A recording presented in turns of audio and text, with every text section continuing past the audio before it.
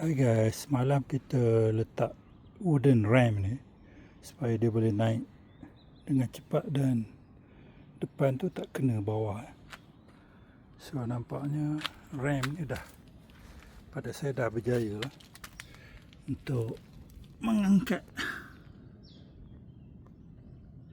Nampak tu? Jadi kereta ni ada clearance.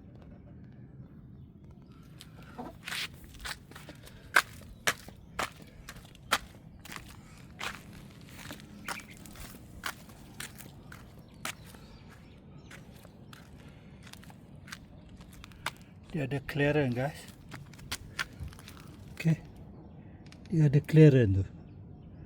Jadi bermakna rem kayu ni telah berjaya menaikkan supaya bahagian depan yang rendah tu tak kena kepada curbside parking.